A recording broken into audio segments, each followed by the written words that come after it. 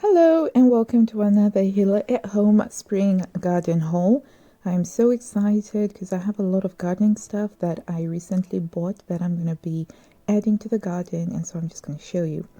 We're starting off with actually an indoor plant. I've been dying to get my hands on a croton, and I found this at Wilko's and I picked it up, and it's supposed to be a really great air purifying plant, so that's going to go inside the house, and I'm very happy. And at Costco's the other day, I actually found these really wonderful giant resin flower pots. And what's really awesome about them is that they come with a plug. So if you wanted to use them as a flower pot that holds another pot in it, you could use them by blocking the hole, the drainage hole at the bottom, or you can remove the plug and then you can use it as a flower pot for actually planting. And I'm going to be using the latter. I'll be using it as gigantic flower pots for planting.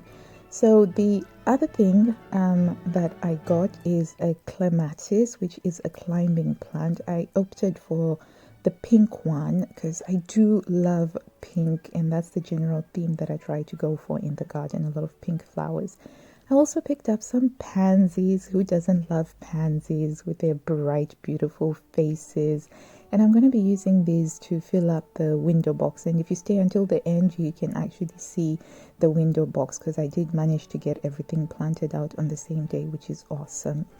The next thing is this wonderful cineraria, and this is very much a sun-loving bush, and that's going to go into one of the big pots as well. And I love that. I love the blue color. I also picked up some dianthus, pink again. I love the color pink, and I like the glossy green foliage that comes with the dianthuses, and this is also going to go into a flower pot for the patio. I picked up a couple of plug plants, which are just really tiny, small ones. It's kind of like getting a puppy and then growing it yourself. So the first one was a geranium, and this one is a fuchsia. I have several fuchsias because fuchsia bosseus are one of my favorites. And this one was quite different because it's purple and white as opposed to pink, which is normally my favorite. I also picked up some giant lilies, and these are just going to be amazing. They're also going to go into one of the big flower pots. These can grow up to 2 meters tall, so it's going to be really wonderful to see them on the patio. I also picked up some rudbeckia. I love rudbeckia. They're just so bright and beautiful, and they add so much sun color.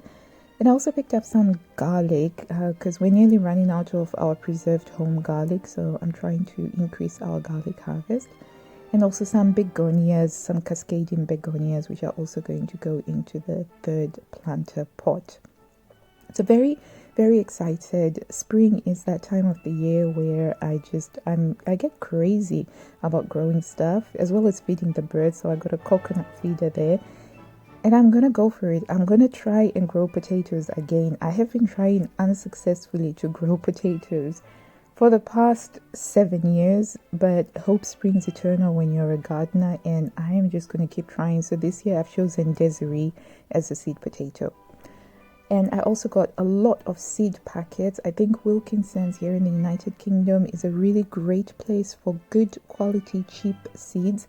And I let the kids help with growing these a lot. So, if you can get them cheaper, then that's better. So I got mostly flowers, a lot of flowers, and a few vegetable plants there, like the cucumber and the lettuce and some pumpkins, which we mostly grow for ornamental purposes. Again, we've only ever had one successful pumpkin harvest, but I don't give up.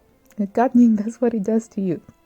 You're always optimistic and hopeful for better things to come. So that is my gardening haul. So the next thing that I'm going to be doing on this lovely sunny day in Yorkshire, England, is I'm going to be planting everything out with the help of my husband to do all of the heavier muscly work.